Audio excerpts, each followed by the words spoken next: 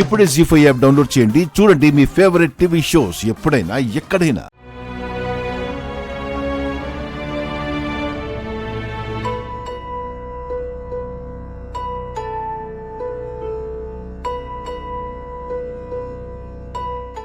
గీత, ఏంటి ఇంకా కూర్చున్నావు? కాలేజ్కి రావా? తనెందుకు కాలేజ్కి? ఎందుకంటావేంటి?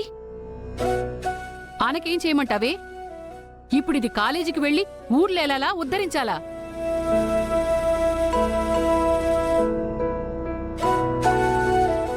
అలాంటివేంటమ్మా?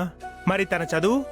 ఆ చదువు చదువు పేరు చెప్పి ఇది చేసిన నిర్వాకం చూశాం కదా. అసలేం జరిగిందో విన్నాం కదా. పోయిన పరువు చాలదా? నలుగురిలో తలెత్తుకోలేకుండా ఉన్నాం.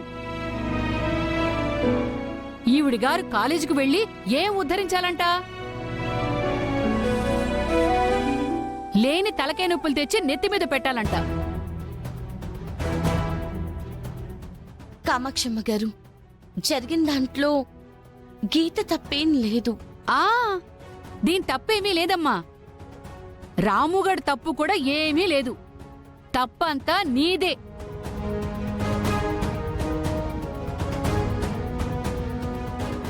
వాణ్ణింటికి తీసుకురావడం నువ్వు చేసిన మొదటి తప్పు. ఇదేమో వాడితో చదువుకోవడం అనడం రెండో తప్పు. ఇప్పుడు ఇదంతా జరగడం మూడో తప్పు.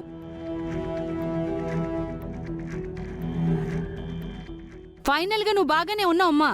పోయినవాడు కూడా బాగానే ఉన్నాడు. మధ్యలో మాకొచ్చింది.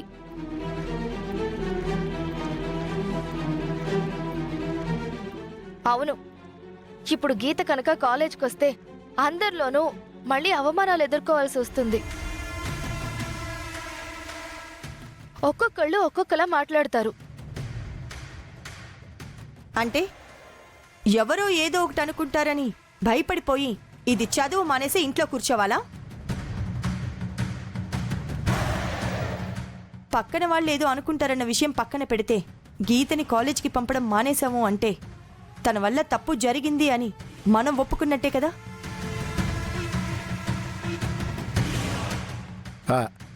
కామాక్షి, గుండమ్మ చెప్పింది కూడా కరెక్టే కదా. చిన్నప్పటి నుంచి చూస్తున్నాం. తనేంటో మనకి తెలీదా? ఏదో మన కర్మ కొద్దీ ఇలా జరిగింది. ఇలా నిందలు పడాల్సి వస్తోంది. తనకు అండగా ఉండి ధైర్యం చెప్పాల్సింది పోయి మనమే ఇలా మాట్లాడితే ఎలాగే? ఇంతకాలం తను చదివిందంతా ఏం కావాలి? ఒక్కసారి ఆలోచించవే.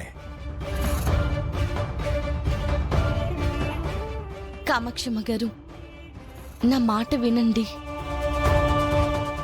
నా వల్లే ఇదంతా జరిగిందని మీకు కోపం ఉంటే నన్నేమైనా అనండి, కానీ గీత చదువు మాత్రం ఆపేయద్దు. గీతకి కాలేజ్లో ఎలాంటి ఇబ్బంది లేకుండా నేను తోడుగా ఉండి చూసుకుంటాను. ప్లీజ్ అత్తయ్య, దాని చదువు ఆపొద్దు. పెద్దవాళ్లుగా మీ మాటని కాదంటున్నాం అనుకోకండి. ఒక్కసారి ఆలోచించండి.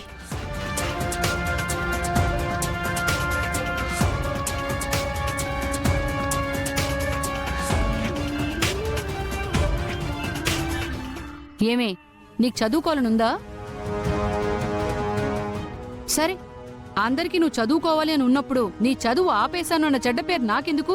కానీ ఒక్కటి గుర్తుంచుకో, మళ్ళీ కాలేజ్కు వెళ్ళి తల దించుకుని వెళ్ళామా, చదువుకుని తల దించుకుని ఇంట్లోకి వచ్చామా అన్నట్టు ఉండాలి.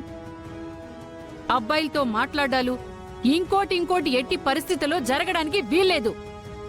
సరేనా? సరే కామాక్షి. అక్షిత, దాన్ని తీసుకెళ్ళు.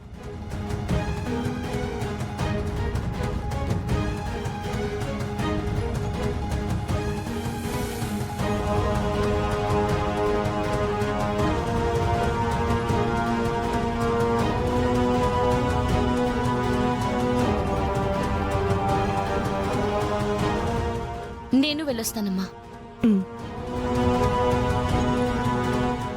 సరే గుండమ్మ, మనకి టైం అవుతుంది కదా, పద వెళ్దాం. పదండి.